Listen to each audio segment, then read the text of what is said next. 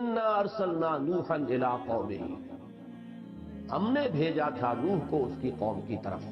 انا میں جو تاکید ہے یہ گویا کہ حضرت نوح علیہ السلام کی رسالت اور اللہ تعالیٰ کی طرف سے مبعوث ہونے کی بہت ہی اس بات اس کا جو ہے بہت ہی تاکیدی انداز ہے۔ انا ارسلنا نوحا الی قومہ، ہم نے بھیجا تھا نوح کو اس کی قوم کی طرف۔ یہاں یہ لفظ نوٹ کر لیجئے، الی قومہ ہی۔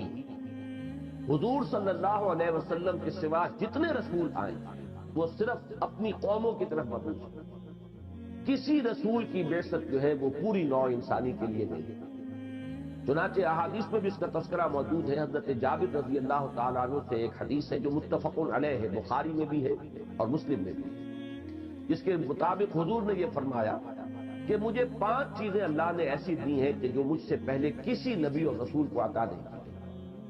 ان میں سے پہلی یہ کہ میری مدد کی گئی ہے ایک ایسے روب سے جو 1 مہینے کے فاصلے تک جس کا اثر ہوتا ہے، اور دشمن جو ہے اس پر میرا روب اللہ تعالیٰ ڈال دیتا ہے۔ اس کے ذریعے سے اللہ تعالیٰ نے میری مدد فرمائی۔ دوسری یہ کہ اللہ نے میرے لیے کل زمین کو مسجد کا درجہ دے دیا۔ میرا امتی جہاں بھی نماز کا وقت آ جائے اسے کوئی خاص جگہ تلاش کرنے کی ضرورت نہیں ہے۔ باقی یہ کہ تفصیل میں یہ آئے گا کہ صاف دیکھ لیا جائے، کوئی نجاست ظاہری موجود نہ ہو، تو پوری زمین گویا کہ مسجد کے حکم میں۔ اس سے شاہ ولی اللہ دہلوی نے جو حکم نکالا ہے، اب یہ ان کی دقیقہ رسی ہے، ان کی ذہانت ہے، انہوں نے اسی سے یہ اصول مستنبط کیا ہے کہ زمین کسی کی ملکیت نہیں ہو سکتی، اس لیے کہ مسجد وقف ہوتی ہے، مسجد کسی کی ملکیت نہیں۔ مسجد میں کسی جگہ پر کوئی شخص اپنی جگہ ریزرو نہیں کر سکتا۔ مسجد میں کوئی شخص یہ کہے کہ یہ جگہ میرے لیے خاص ہے، اس کا حق اسے حاصل نہیں۔ جو پہلے آ گیا ہے اس کا حق ہے کہ وہ وہاں بیٹھے۔ اس سے استدلال کیا ہے شاہ ولی اللہ دہلوی نے کہ زمین در حقیقت وقف ہے اللہ کے بندوں کے لیے، جیسے کہ مسجد وقف ہوتی ہے، اور یہاں پر جو شخص کسی قطع زمین کو پہلے آباد کر لے گا اب وہ گویا کہ اس کے پاس رہے گی، کوئی اس سے چھین نہیں سکتا، الا یہ کہ وہ 3 سال تک اسے بنجر ڈالے رکھے تو اس کا قبضہ اس پر سے ختم ہو جائے گا۔ اس لیے کہ اللہ نے زمین بنائی ہے لوگوں کے لیے روزی بہم پہنچانے کے لیے، وہ اپنا قبضہ اس پر جمائے بیٹھے ہیں، اور جس کام کے لیے اللہ نے اس زمین کے اندر استعداد رکھی ہے وہ کام اس سے نہیں لے رہا ہے، تو گویا کہ اس کو اب اس کے استعمال کا یا کوئی حق ملکیت ایسا مقدس نہیں ہے کہ جس کو کسی صورت میں بھی ظاہر نہ کیا جا سکے۔ خیر یہ ضمنی بات ہے، لیکن اسی حدیث سے یہ چونکہ استدلال ہے لہذا میرا ذہن ادھر منتقل ہوا۔ تیسری بات حضور نے فرمائی کہ میرے لیے مال غنیمت حلال کر دیا، یعنی جب بھی جنگیں ہوں اور جنگ کے نتیجے میں دشمن سے جو مال غنیمت ہاتھ آئے، پہلے جو شریعتیں تھی ان میں یہ جائز نہیں تھا اس کا استعمال کرنا، اس کو سب کو جلا دیا جاتا تھا، لیکن یہ ہے کہ میری امت کے لیے اور میرے لیے اللہ نے غنیمت کو حلال کیا۔ چوتھی یہ کہ مجھے اللہ تعالیٰ شفاعت کا حق عطا فرمائے،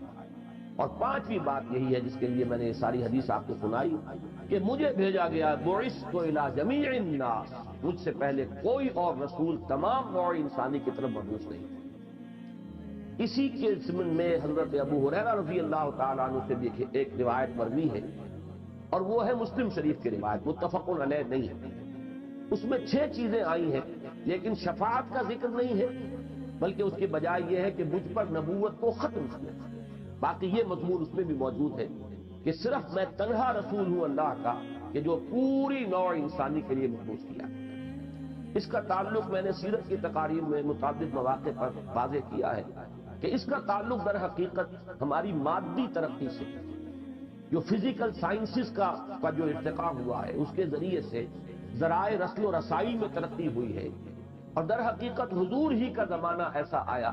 کہ جس وقت کے اس بات کی امکان کی صورت پیدا ہو گئی کہ ایک نبی کی دعوت پوری دنیا تک پھیلائی جا سکے۔ اس سے پہلے ابھی فاصلے اتنے زیادہ تھے، ذرائع رسل و رسائل اتنے نہیں تھے، آمد و رفت کے اتنے امکانات نہیں تھے، لیکن حضور صلی اللہ علیہ وسلم کے عہد مبارک میں چونکہ انسان کی جو یہ ترقی تھی، مادی ترقی اس سٹیج تک پہنچ چکی تھی کہ ایک رسول کی دعوت پوری دنیا تک پہنچائی جا سکتی ہے، لہذا حضور کی جو بعثت ہوئی ہے وہ پوری نوع انسانی کی طرف۔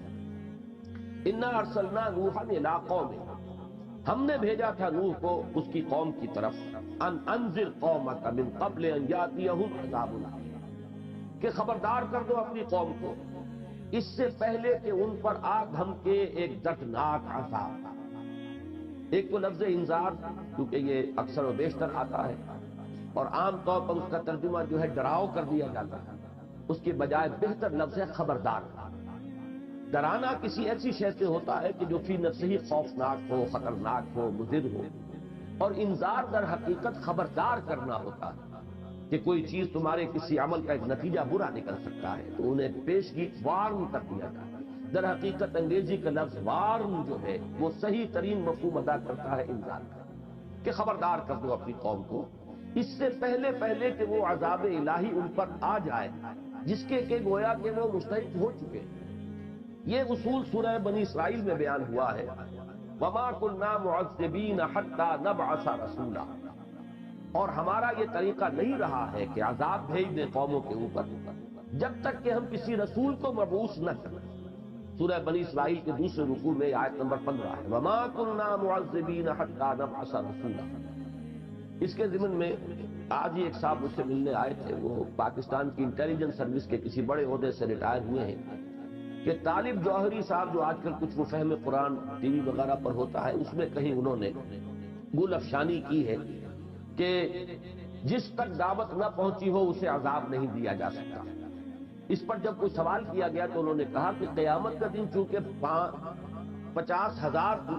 سال کا ہے، لہذا اس وقت ان کو دعوت پہنچا کر اور اس وقت حجت قائم کر دی جائے گی، اور اللہ تعالیٰ کا یہ قانون جو ہے کہ جب تک اتمام حجت نہ ہو عذاب نہ دیا جائے تو اس کی اس طریقے سے تکمیل کی جائے گی۔ اب یہ بات ایک ایسی ہے کہ اپنی جگہ پر نہایت غیر معقول بھی ہے، اس کے لیے کوئی دلیل نہ قرآن میں ہے نہ حضور صلی اللہ علیہ وسلم کے فرمودات میں ہے۔ انہوں نے یہ صاحب جو آئے تھے انہوں نے انہیں خط لکھا کہ آپ نے کیا بات کہی ہے، اس کے لیے کوئی دلیل ہے تو لائیے۔ تو بہت عرصے تک تو انہوں نے جواب نہیں دیا، اس کے بعد جواب بھی دیا تو بول کر گئے کہ نہ تو اپنی بات کی انہوں نے وضاحت کی، نہ اس کے لیے دلیل پیش کی، نہ اس سے رجوع کیا۔ تو یہ بات اچھی طرح سمجھ لیجئے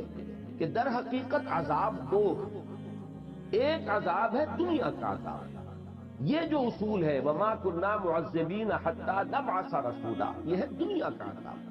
کسی قوم کو ختم کر دینا، نسیم منسیہ، گویا کہ ثابت ہو گیا کہ اس قوم میں اب خیر کا کوئی پہلو باقی نہیں ہے۔ تو جیسے آپ دیکھتے ہیں کہ کوڑا کرکٹ جمع کیا جاتا ہے اور پھر اس کو آگ لگا دی جاتی ہے، ختم کر دیا جاتا ہے، اسی طریقے سے جب کوئی قوم ثابت کر دے کہ اب اس میں کوئی خیر نہیں، کوئی بھلائی نہیں،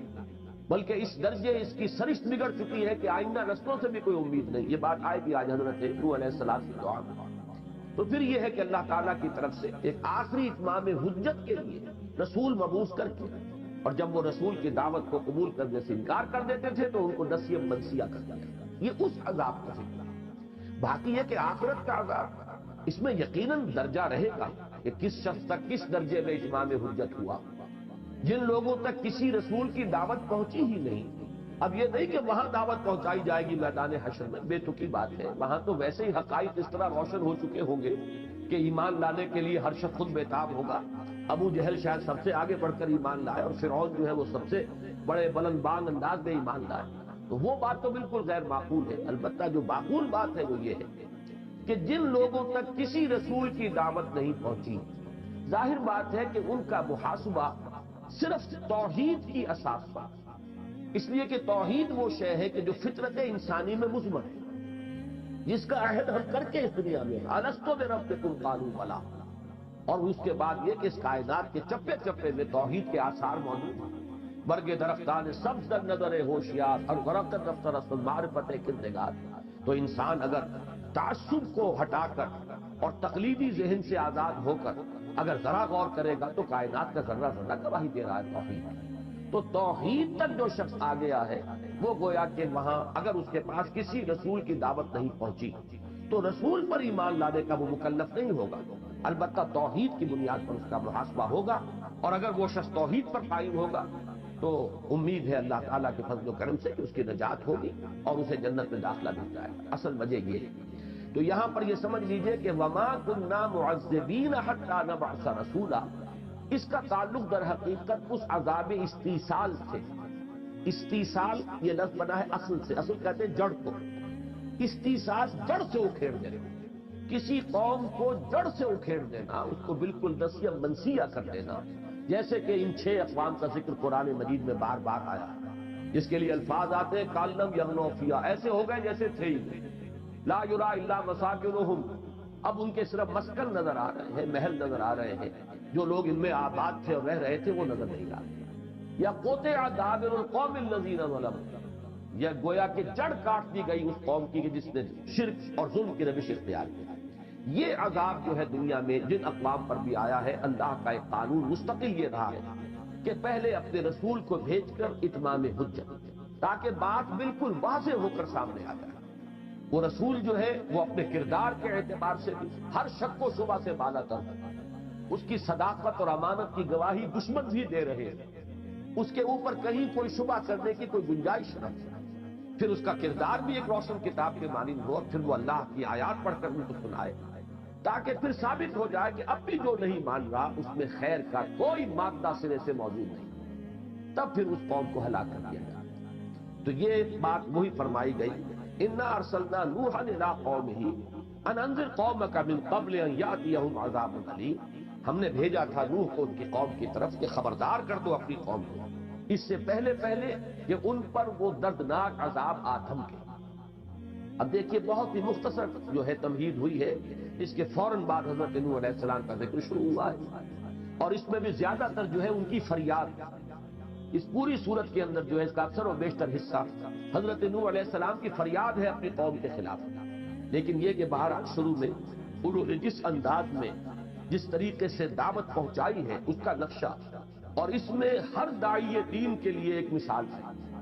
کہ کس جذبے کے ساتھ، کس دل سوزی کے ساتھ، کس طرح گویا کہ آدمی مضطر ہو گیا ہو، اس کو چین نہ پڑ رہی ہو کسی طرح بھی، وہ دعوت پہنچانے میں اپنی امکانی حد تک اپنی تمام وسائل و ذرائع کو اور صلاحیت کو استعمال کر دے اور کھپا دے۔ اس کے لیے گویا کہ ایک بہت عمدہ مثال ہے اس سورہ مبارکہ میں جو حضرت نوح کی ہمارے سامنے آ گئی۔ قال یا قوم انی لکم نذیر مبین، انہوں نے فرمایا ہے میری قوم میں تمہارے لیے ایک کھلا خبردار کرنے والا، نذیر مبین یعنی یہ کہ میں جو کلام پیش کر رہا ہوں اللہ کی طرف سے، اس کے اندر بھی کوئی ابہام نہیں، کوئی ایچ پیچ نہیں۔ جیسے کل ہم نے جمعے میں سورہ کہف کی ابتدائی آیت پڑھی،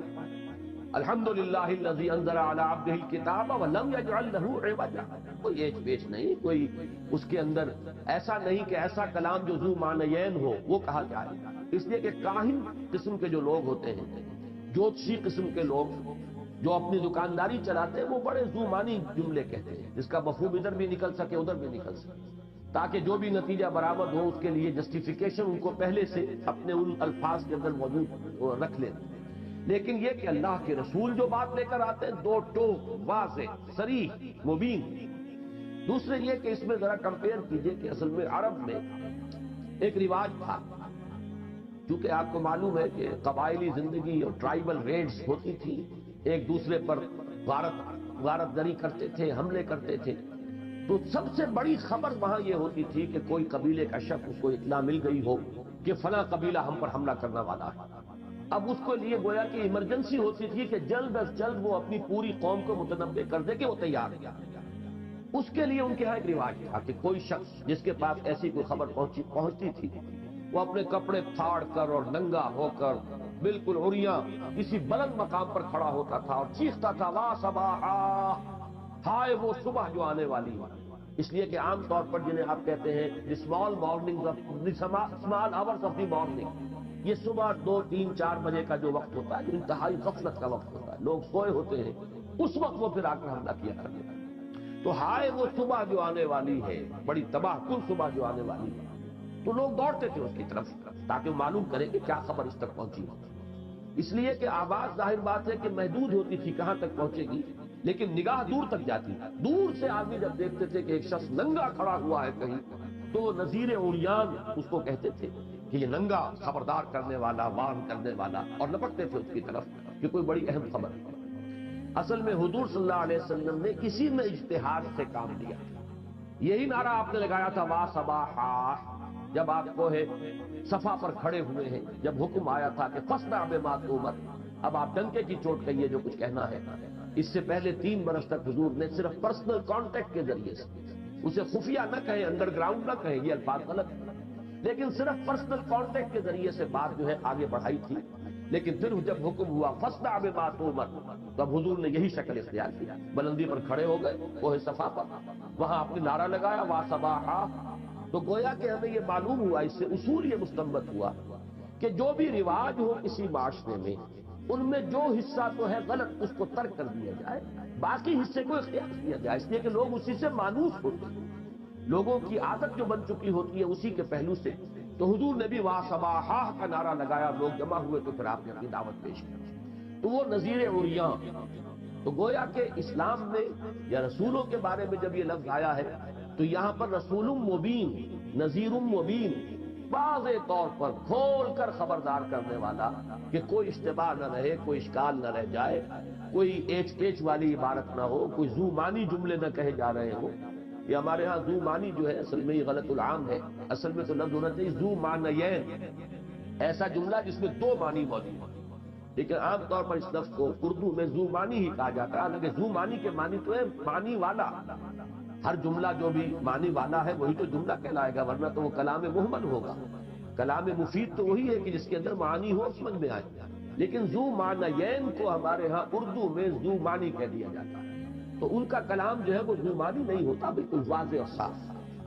قال یا قوم انی لکم نذیر مبین ان اعبدوا اللہ واتقوہ واطیعون۔ اس ایک آیت میں 3 الفاظ کے اندر اسلام کی ساری دعوت جو ہے، تمام رسولوں کی مشترک دعوت کا خلاصہ رہا۔ بندگی کرو اللہ، پرستش کرو اللہ۔ بندگی اور پرستش یہ 2 الفاظ فارسی کے، جمع کریں گے تو عربی کا عبادت بنے گا۔ بندگی میں اطاعت ہے، زندگی آمد برائے بندگی، زندگی بے بندگی شرمندگی۔ یہ شیخ سعدی نے گویا کہ اس آیہ مبارکہ کی ترجمانی کی ہے کہ وما خلقت الجن والانس الا لیعبدون، میں نے جنوں اور انسانوں کو صرف اسی لیے پیدا کیا ہے کہ وہ میری بندگی کریں، میری عبادت کریں۔ تو یہاں وہ بندگی کا لفظ لائے کہ زندگی آمد برائے بندگی، زندگی بے بندگی شرمندگی۔ بڑا پیارا شعر ہے، اس میں صوتی آہنگ بھی ہے،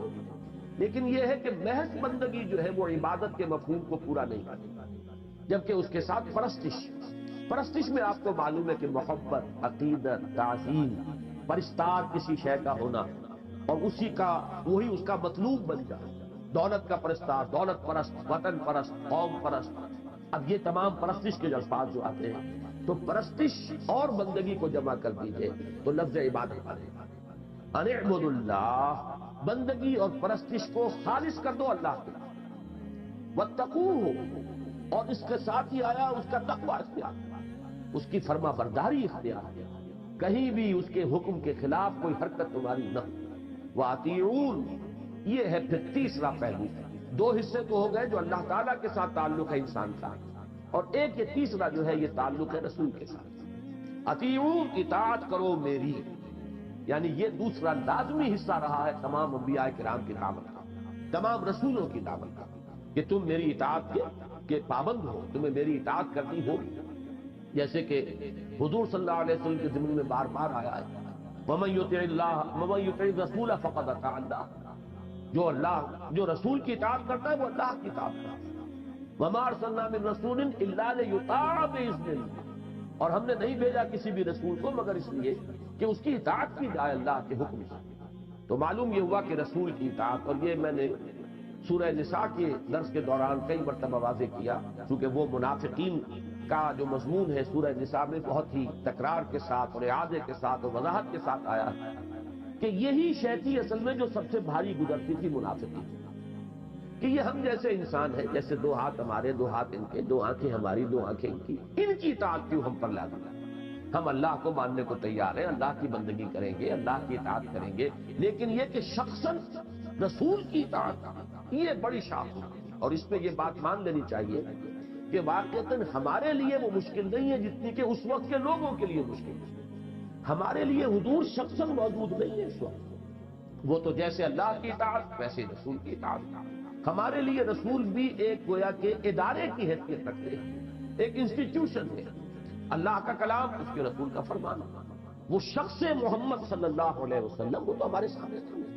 وہاں کے لوگوں کی دقت یہ تھی کہ ان کے سامنے وہ تھے اور نظر تو آ رہے تھے کہ وہی 2 ہاتھ پاؤں ان کے بھی ہیں، وہی 2 آنکھیں ان کی ہیں، 2 کان ان کے ہیں، پھر کسی کے یہ بھتیجے ہیں، کسی کے یہ چچا ہیں، کسی کے شوہر ہیں، کسی کے باپ ہیں۔ معلوم یہ ہوا کہ تمام ہمارے معاشرے کے اندر گندھے ہوئے ہیں رشتوں کے حساب سے۔ تو اب اپنے جیسے انسان کی اطاعت کیسے کی؟ یہ ہے در حقیقت کہ جو بہت شاخ گزرتی تھی اور بڑے گہرے یقین اور ایمان کی ضرورت تھی، جس میں کہ انتہا کا مقام جو نظر آتا ہے بلند ترین، وہ حضرت ابو بکر صدیق کا ہے رضی اللہ تعالیٰ عنہ، جس طرح انہوں نے اپنے آپ کو گم کیا ہے حضور کی شخصیت۔ معلوم ہوتا ہے کہ کہیں کوئی رائے پوری زندگی نہیں، پوری سیرت آپ پڑھ جائیے، حضرت عمر کو بھی کبھی کبھی کسی معاملے میں اشتباہ ہو جاتا تھا، جیسے کہ صلح حدیبیہ کے وقت ہو گیا ہے اور مختلف مواقع پر،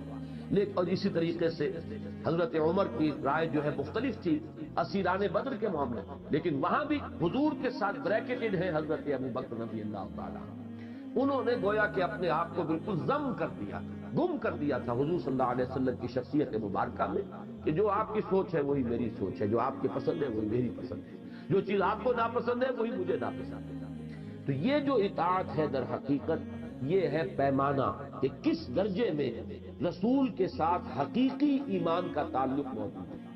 اور یہ جیسا کہ میں عرض کر چکا ہوں جزو لازم ہے لا الہ الا اللہ محمد رسول اللہ۔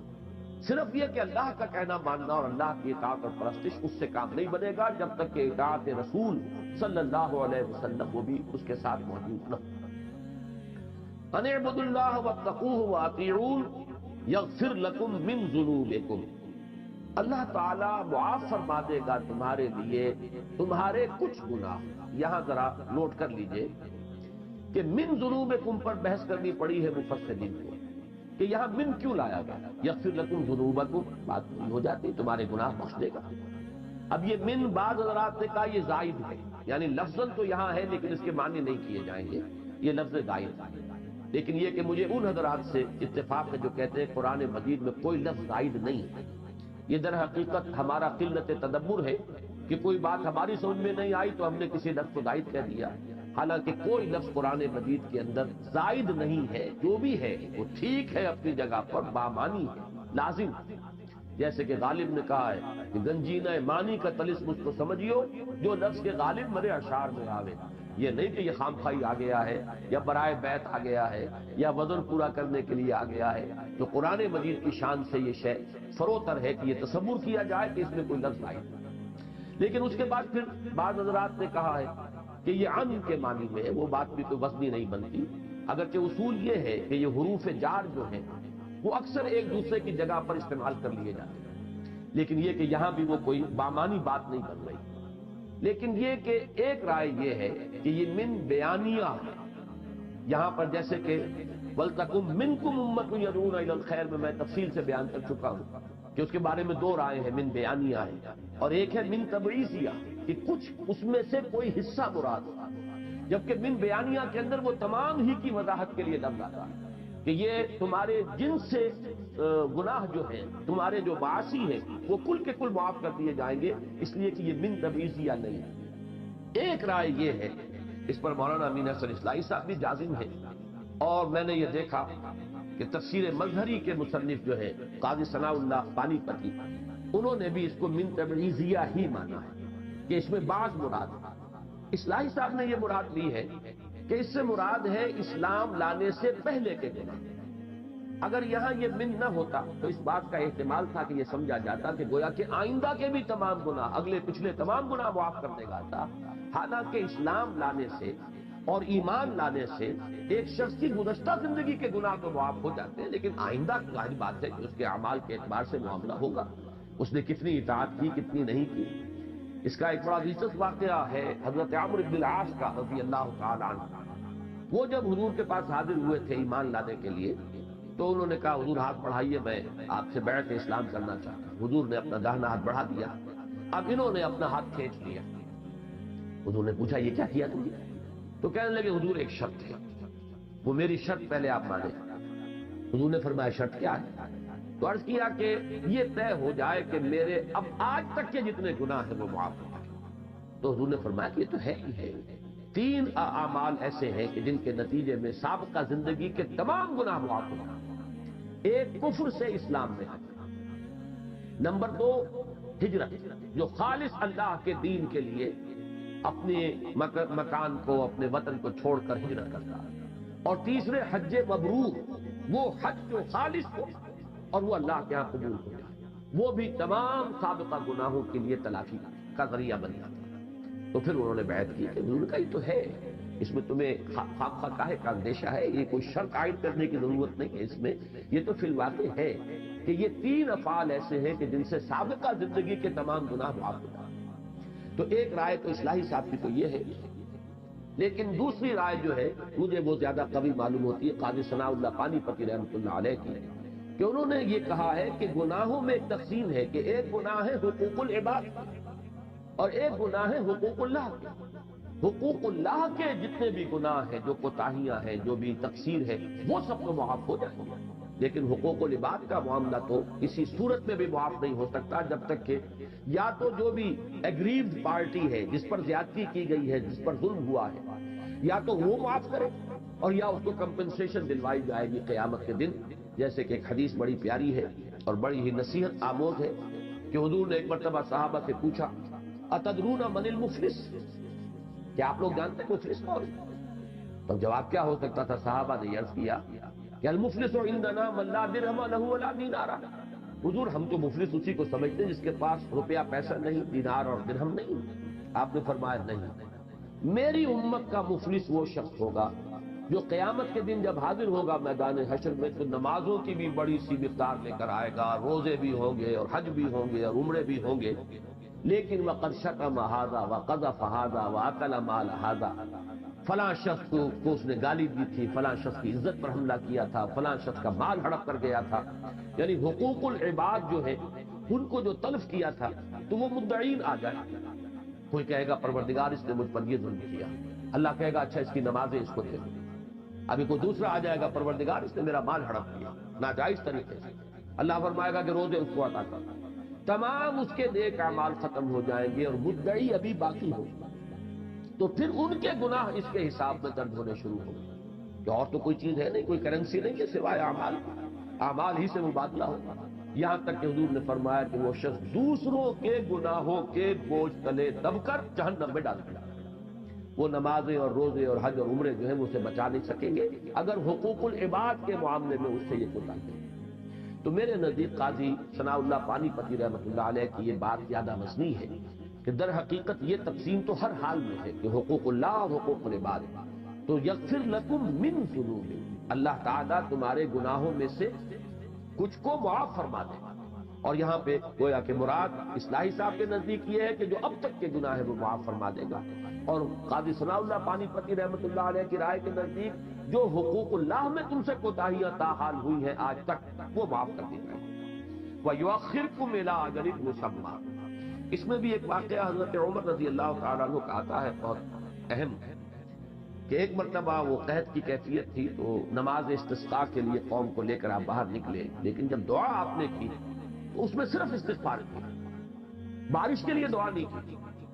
تو اب لوگوں نے کہا کہ آپ نے کیا کیا، ہم تو آئے تھے یہاں بارش کی دعا کرنے، تو آپ نے فرمایا کہ در حقیقت استغفار ہے جو روک لگا، جو ہمارے گناہ ہیں وہ ہے کہ جو رحمت خداوندی کو روکے ہوئے ہیں، اب جب ہم استغفار کر رہے ہیں اس میں بھی آگے چل کر آ جائے گا یرسل السماء علیکم مدرارا،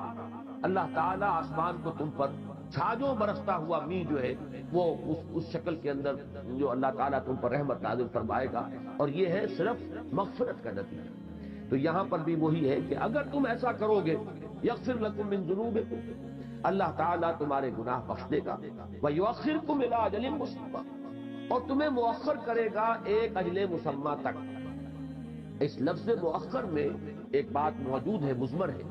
کہ ویسے تو تم عذاب کے مستحق ہو چکے ہو اور تمہاری وہ اجل معین گویا کہ تمہارے سر پر آئی کھڑی، لیکن یہ کہ اب بھی اگر تم توبہ کر لو تو اللہ تعالیٰ ایک خاص مدت تک کے لیے اس عذاب کو اٹھا لے گا۔ اس میں پھر بحثیں پیدا ہوتی ہیں کہ اللہ تعالیٰ کی تقدیر جو ہے کیا اس کو انسان کا طرز عمل، انسان اگر دعا کرتا ہے، توبہ کرتا ہے، استغفار کرتا ہے تو کیا اس سے وہ تقدیر جو ہے وہ بدل جاتی ہے؟ اس میں مختلف جو ہے ہمارے علماء نے جس کا جواب دیا وہ یہ کہ تقدیر دو قسم، ایک تو تقدیر مبرم ہے، ہر صورت میں وہ ہو کر رہنی ہے اور کوئی اس کے اندر تبدیلی کا امکان نہیں، ایک ہوتی ہے تقدیر معلق کہ جو مشروط ہوتی ہے کسی چیز کے ساتھ، اگر یہ کرے گا تو یہ ہو جائے گا اور اگر یہ نہیں کرے گا تو یہ نہیں ہوگا۔ اس قسم کی جو تقدیر ہوتی ہے تقدیر معلق، اس کو انسان دعا کے ذریعے سے، حدیث میں بھی آیا ہے لا يرد القضاء الا بالدعاء، نہیں لوٹایا جا سکتا اللہ کا فیصلہ مگر دعا کے ساتھ۔ تو دعا کے اندر اللہ تعالیٰ نے اتنی تاثیر رکھی ہے خلوص اور اخلاص کے ساتھ۔ استغفار بھی دعا ہی کی ایک شکل ہے، اللہ تعالیٰ سے اپنے گناہوں کی بخشش کی درخواست۔ تو اس کے نتیجے میں یہ ہے کہ وہ عذاب، اگر تم نہیں کرو گے استغفار، نہیں ایمان لاؤ گے مجھ پر، تو وہ عذاب آیا کہ آئے، لیکن یہ کہ اگر تم یہ شرط پوری کر دو تو اللہ تعالیٰ ابھی اس عذاب کو ٹال دے گا، مؤخر ہو جائے گا۔ لیکن وہ مؤخر ہونا بھی لامتناہی نہیں ہے، اس لیے کہ یہ تو کائنات کی لامتناہی نہیں ہے۔ تو گویا کہ اس کے بعد جو بھی آئے گا وہ تمہاری طبعی موت ہے، طبعی زندگی جتنی بھی ہے اس وقت تک کے لیے عذاب جو ہے وہ ٹال دیا جائے گا۔ البتہ یہ کہ جو بھی طبعی طور پر تمہاری زندگی کا اور تمہارا اس دنیا میں رہنے کا معاملہ ہے اسی تک صورت ہوگی، یہ نہیں کہ اس سے آگے بات نکل جائے۔ البتہ یہ کہ پھر تمہیں طبعی موت مرو گے، اللہ تعالیٰ کے اس عذاب استیصال کا نشانہ نہیں ہے۔ یؤخرکم الی اجل مسمى ان اجل اللہ اذا جاء لا یؤخر لو کنتم تعلمون، اور اللہ کا معین کردہ وقت جب آ جاتا ہے تو پھر اسے ٹالا نہیں جاتا۔ جان لو، کاش کہ تم جان لو، کاش کہ تمہیں اس کا احساس اور شعور ہو جائے۔ اب یہ چند الفاظ میں وہ دعوت آ گئی، اب ہے وہ فریاد جو شروع ہو رہی ہے۔ قال رب انی دعوت قومی لیلا ونہارا، حضرت نوح نے عرض کیا پروردگار میں نے اپنی قوم کو پکارا ہے، دعوت پہنچائی ہے، رات بھی دن رات میں لگا، میں نے کوئی وقت جو ہے مستثنا نہیں رکھا، ہمہ وقت میں اس کام میں لگا رہا ہوں۔ جیسے ہمارے ہاں وہ ہمہ وقتی کارکن کی ایک اصطلاح ہے کہ پروردگار میں نے ہمہ وقت یہ کام کیا ہے، میں نہ دن دیکھا ہے نہ رات دیکھی ہے، میں نے کوئی اپنے آرام یا چین کی فکر نہیں کی ہے۔ دعوت قومی لیلا ونہارا فلم یزدہم دعائی الا فرارا، لیکن نہیں اضافہ کیا ان کے رویے میں، میری اس دعوت نے اور میری ان کے پیچھے اس طریقے سے لگے رہنے نے، مگر فرار، یہ اور بھاگے اور مجھ سے جو ہے دور ہونے کی انہوں نے کوشش کی، بجائے اس کے قریب آئی۔ جیسے کہ وہ غالب کا ایک شعر ہے کہ جتنا کھینچتا ہوں اور کھینچتا جائے ہے مجھ سے، میں نے جتنا بلایا تیری طرف یہ اور بھاگے مجھ سے بھی اور تجھ سے بھی۔ فلم یزدہم دعائی الا فرارا، ان کا یہ نفور، ان کا یہ استکبار، ان کا یہ فرار بڑھتا تھا۔ وَإِنِّي كُلَّمَا دَعَوْتُهُمْ لِتَغْفِرَ لَهُمْ، اور میں نے جب بھی کبھی جب ان کو پکارا، ان کو دعوت دی تاکہ پروردگار تو انہیں معاف فرما دے، ان کے گناہوں کی مغفرت فرما دے، یعنی تاکہ یہ دعوت قبول کرے، استغفار کرے، ایمان لے آئے اور اس کے نتیجے میں تیری مغفرت کے مستحق بنے۔ تو یہ گویا کہ اس میں مضمون جو ہے مضمر ہے، اس کو کھولیں گے تو بات پوری یوں ہوگی۔ وَإِنِّي كُلَّمَا دَعَوْتُهُمْ، جب بھی اور جس طرح بھی میں نے انہیں پکارا تاکہ یہ ایمان لائیں، استغفار کریں اور تیری مغفرت کے مستحق بن جائیں، لِتَغْفِرَ لَهُمْ، تاکہ تو انہیں بخش دے، جَعَلُوا أَصَابِعَهُمْ فِي آذَانِهِمْ وَاسْتَغْشَوْا ثِيَابَهُمْ وَأَصَرُّوا وَاسْتَكْبَرُوا اسْتِكْبَارًا، تو انہوں نے اپنی انگلیاں اپنے کانوں میں ٹھوس لی۔ اب دیکھیے یہ ان کو در حقیقت ان آیات میں آئینہ دکھایا جا رہا ہے قریش کو کہ تم یہی کچھ کر رہے ہو آج محمد کے ساتھ صلی اللہ علیہ وسلم۔ آپ کے علم میں ہوگا، یہ جو سیرت میں یہ روایات موجود ہیں کہ حضور جب نکلتے تھے اپنی دعوت کے لیے تو خود ابو لہب حقیقی چچا وہ اپنے کانوں میں روئی ٹھوس کر اور انگلیاں ٹھوس کر پیچھے پیچھے چلتا تھا شور مچاتا ہوا کہ لوگوں ان کی بات نہ سننا، یہ جادوگر ہے، اگر اس کی بات تمہارے کانوں میں پڑ گئی تمہارے دل کی حالت تبدیل ہو جائے۔ تو خود بھی اپنے کانوں کے اندر انگلیاں ٹھوسے ہوتا تھا تاکہ کوئی بات جو ہے کلام اللہ کا کوئی جملہ جو ہے وہ اس کے کانوں میں نہ پڑ جائے اور وہاں سے ہو کر وہ دل تک نہ اتر جائے اور اس کی کیفیت تبدیل نہ ہو جائے۔ تو در حقیقت یہ تصویر ہے اس معاشرے کی اور وہ طرز عمل کے جو اس وقت لوگ حضور صلی اللہ علیہ وسلم کے ساتھ روا رکھتے ہیں، اور جس کے نتیجے میں کہ وہ بات جو میں نے عرض کی ہے سأل سائل بعذاب واقع، حضور صلی اللہ علیہ وسلم نے بھی ان کے اس طرز عمل سے مایوس ہو کر گویا کہ اللہ تعالیٰ سے یہ درخواست کی کہ پروردگار اب انہوں نے ٹھکرانے کا، انکار کرنے کا، اعراض کا آخری جو ہے وہ حق ادا کر دیا ہے، لہذا اب یہ مستحق ہو چکے ہیں عذاب۔ وَإِنِّي كُلَّمَا دَعَوْتُهُمْ لِتَغْفِرَ لَهُمْ جَعَلُوا أَصَابِعَهُمْ فِي آذَانِهِمْ وَاسْتَغْشَوْا ثِيَابَهُمْ، انہوں نے اپنے کانوں میں اپنی انگلیاں ٹھوس لی اور اپنے کپڑے اپنے اوپر اوڑھ لیے، لپیٹ لیے۔ اب اس کے دو معنی ہو سکتے ہیں، ایک تو یہ کہ وہ دیکھنا بھی نہیں چاہتے تھے حضور کو، تو جس طریقے سے اعراض کرتے ہوئے اظہار نفرت کے طور پر کوئی شخص منہ پھیر لیتا ہے، کوئی شخص اپنا چادر جو ہے اس طریقے سے جو ہے لپیٹ لے کہ میں نہ آپ کو دیکھنا چاہتا ہوں نہ آپ کی بات سننا چاہتا ہوں۔ اور ایک یہ بھی ہو سکتا ہے کہ کانوں میں انگلیاں ٹھوسنے کے بعد بھی امکان رہتا ہو کہ کہیں کوئی بات جو ہے وہ میرے کان میں پڑ ہی نہ جائے، تو مزید یہ کہ کپڑے کو بھی اور اوپر سے کس لیا جائے۔ بس تغشاؤ سے آباؤ، اوڑھ لیے انہوں نے، لپیٹ لیے اپنے گرد اپنے کپڑے اپنی چادریں۔ وَأَسَرُّوا وَاسْتَكْبَرُوا اسْتِكْبَارًا، اصرار یہاں اب صاد سے آیا ہے، اس کے معنی ہے ضد کرنا، ہٹ دھرمی، ڈٹ جانا غلط بات کے اوپر، اڑ جانا۔ وَأَسَرُّوا، انہوں نے اصرار کیا ہے، یہ جم گئے ہیں، جامد ہو کر رہ گئے کہ زمیں جنبت نہ جنبت گل محمد۔ وَاسْتَكْبَرُوا اسْتِكْبَارًا، انہوں نے بڑا استکبار کیا ہے۔ اس سورہ مبارکہ میں یہ مصدر جو آ رہا ہے بار بار آپ دیکھیں گے، یہ مفعول مطلق، یہ تاکید کے لیے ہوتا ہے۔ فعل کے ساتھ اس فعل کا مصدر جب لایا جاتا ہے حالت نصبی میں، تو گویا کہ اس فعل کی ایک ایسی تصویر جو انتہائی شدت کی ہو اپنی اصل حقیقت کے اعتبار سے۔ وَاسْتَكْبَرُوا اسْتِكْبَارًا، انہوں نے تکبر کیا جیسے کہ تکبر کیا جاتا ہے۔ انہوں نے آخری درجے میں تکبر کیا، بات سننے سے انکار کیا، ٹھکرا دیا ہے میری دعوت کو، میری بات سننے کے بھی روادار نہیں رہے۔ وَإِنِّي كُلَّمَا دَعَوْتُهُمْ لِتَغْفِرَ لَهُمْ جَعَلُوا أَصَابِعَهُمْ فِي آذَانِهِمْ وَاسْتَغْشَوْا ثِيَابَهُمْ وَأَصَرُّوا وَاسْتَكْبَرُوا اسْتِكْبَارًا ثُمَّ إِنِّي دَعَوْتُهُمْ جِهَارًا ثُمَّ إِنِّي أَعْلَنْتُ لَهُمْ وَأَسْرَرْتُ لَهُمْ إِسْرَارًا، پھر میں نے ان کو پکارا ہے بلند آواز کے ساتھ۔ یہ جہری نماز اور سری نماز یہ تو ہمارے ہاں ہے نا، جہری ظہر عصر کی جو ہے یہ سری ہے، جہری رکعتیں اور سری رکعتیں، تو اس کو ذہن میں رکھیے، ایک ہے آواز سے، بلند آواز سے، اور ایک ہے جا کر خاموشی کے ساتھ خفیہ انداز میں کسی کو علیحدہ لے جا کر کوئی بات سمجھانے کی کوشش کرنا۔ تو یہاں جو الفاظ آئے ہیں ثم انی دعوتہم جہارا، پروردگار پھر میں نے، اس سے گویا کہ یہ نتیجہ نکلتا ہے کہ پہلے جس دعوت کا ذکر ہے وہ پرسنل کانٹیکٹ والا ذکر ہے، اس لیے کہ ثم کا لفظ آیا، ثم در حقیقت تراخی کے لیے آتا ہے، پہلے کسی بات کے بعد پھر جو بات آئے گی وہ لفظ ثم کے ساتھ آئے گی۔ اس کا مطلب یہ ہے کہ پہلے، اور یہ بالکل وہی بات ہے جو سیرت النبی میں ہمیں ملتی ہے کہ 3 برس تک حضور نے صلی اللہ علیہ وسلم، یہ نہیں کہ آپ کی دعوت کے اندر وہ جوش و خروش نہیں تھا،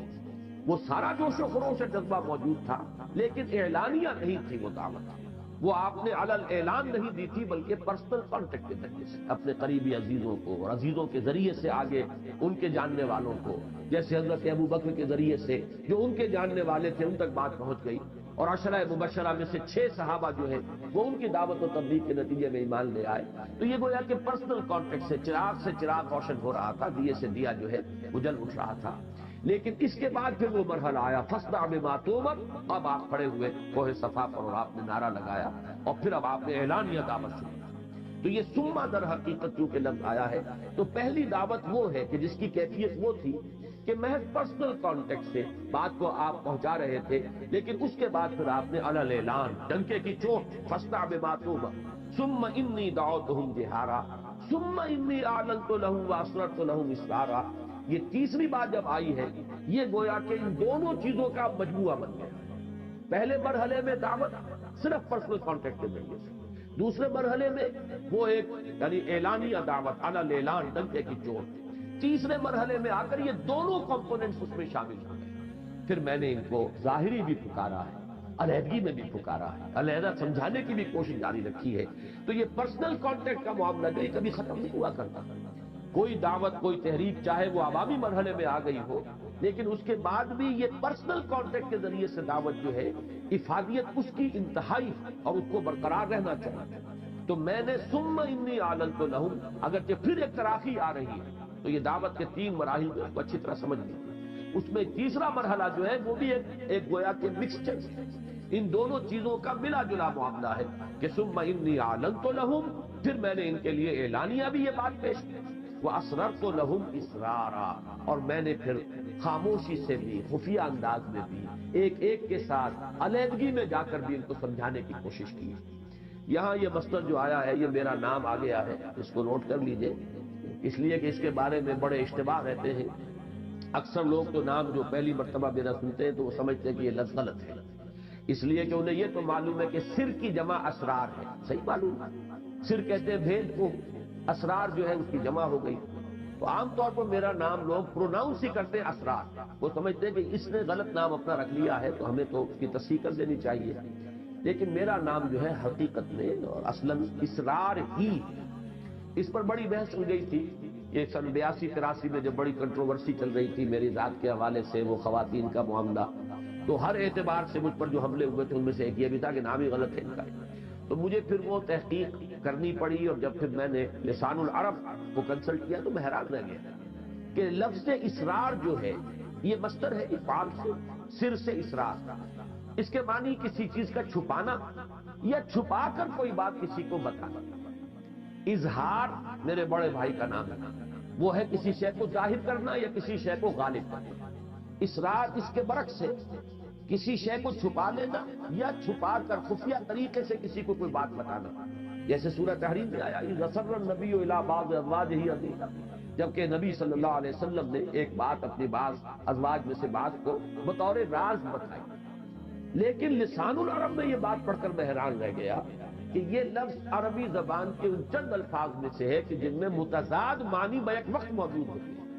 اسرار کے معنی صرف چھپا کر کہنا نہیں ہے بلکہ اس میں اظہار کا مفہوم بھی موجود ہے، اعلانیہ کوئی کہنا بھی اس کے اندر موجود ہے. تو یہ در حقیقت یہ جامع ضدین ہے یہ لفظ کہ اس میں دونوں مفہوم موجود ہیں. تو مجھے پھر اطمینان ہوا کہ نام میرا وہ تو بہت ہی اچھا ہے، والدین نے رکھا ہے کہ یہ دونوں چیزیں اگر اس میں موجود ہیں، یہ لسان العرب کے اندر یہ پوری بحث موجود ہے. بہرحال یہاں پہ مراد جو کچھ ہے وہ یہی کہ میں نے اعلانیہ بھی انہیں سمجھایا اور علیحدہ علیحدہ تنہائی کے اندر اب ان سے علیحدگی میں ان کو سمجھانے کی کوشش کی. فقلت، میں نے کہا کیا؟ فقلت استغفروا ربکم انہ کان غفارا، میں نے ان سے کہا اپنے رب سے استغفار کرو. اور ظاہر بات ہے استغفار سے پہلے ایمان لانا پڑتا ہے. اپنے رب سے استغفار کرو، اس میں مضمر ہے ایمان لاؤ، اس کی توحید کا اقرار کرو، یہ بت پرستی ترک کرو. انہ کان غفارا، بہت اہم بات ہے جو اس کے اندر مضمر ہے، وہ بہت ہی معاف کرنے والا ہے. اس لیے کہ یہ سارا مشرکانہ نظام جو دنیا میں بنتا رہا ہے اس کے در حقیقت جو انڈر لائن اس کی فلسفی ہے، اس کی بنیاد کے اندر جو فکر کام کرتا ہے وہ یہ ہے کہ اللہ تو بہت دور ہے، بہت دور ہے، وراء الورا ثم وراء الورا، ہم بڑے پستی کے مکین ہیں، ہم تو ہیچ ہیں، ہماری بات تو وہاں تک پہنچ نہیں سکتی.